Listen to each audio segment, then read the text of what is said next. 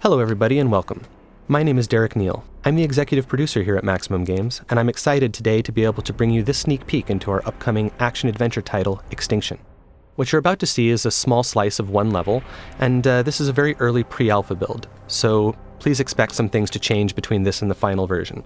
With that said, let's get started. Extinction takes place in a lush, vibrant fantasy world, full of painterly textures and bright, rich colors. But this world has come under siege by an organized army of massive otherworldly invaders known as the Revenni, who have begun systematically eradicating humanity off the face of the planet. You play as Avil, one of the last of the Sentinels, a legendary group of warriors with the skills and tools necessary in order to take down these massive foes. The gameplay in Extinction emphasizes high-speed traversal around the environment. In addition to the basic jump and double jump, Avil can also run horizontally along walls, run vertically straight up walls, air dash through the sky, come floating back down gently, can bounce off of springy objects in the environment such as building awnings or treetops, and can use his whip like a grappling hook to get around.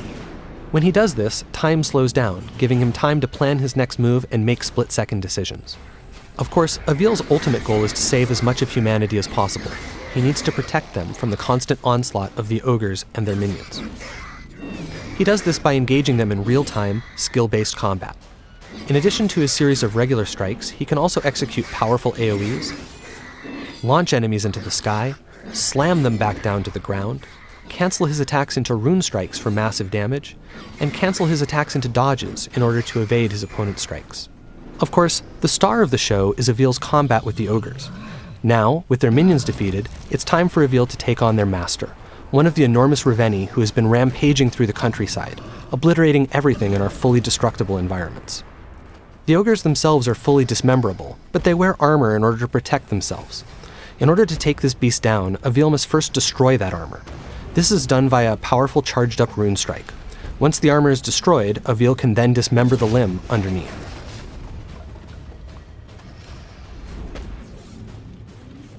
Dismembering limbs like this builds energy which Avil will need to ultimately be able to strike the finishing blow. And as you can see, this ogre is none too happy about the loss of its leg, and Avil has to dodge its attacks while also trying to remove the remaining armor in order to get to the limbs beneath them. This is an extremely dangerous situation to be in because if any of these blows actually manages to hit Avil, it will be death in a single hit. Having now absorbed enough power and weakened the ogre sufficiently, Avil is now ready to go ahead and strike the finishing blow. Using the traversal options we showed off earlier, Avil is able to climb up the ogre's back, take out its helmet, and deliver the coup de grace.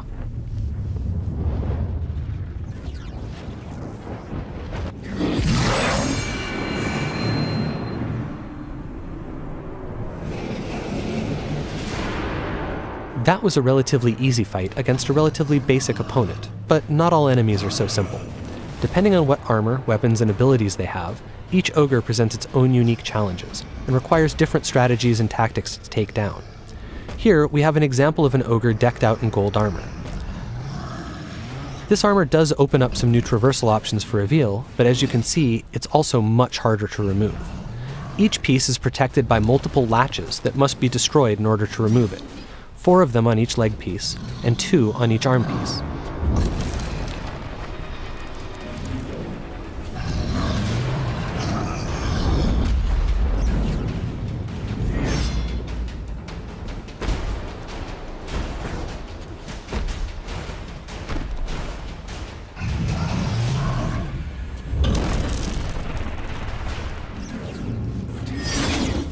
Having finally destroyed all the latches, Avil is now able to dismember the first of this ogre's legs.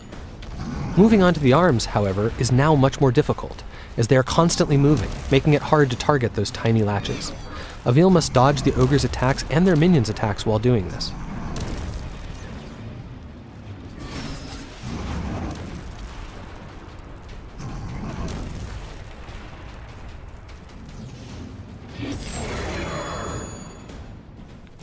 It has now taken sufficiently long to take down this ogre that its leg has regenerated, and it stood back up, but it no longer matters. Flush with energy from his last kill, Avil is ready.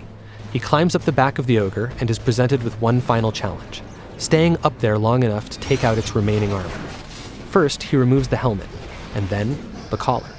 With these two obstacles out of the way and its neck exposed, Avil can finally go in for the kill. And so, the second ogre falls.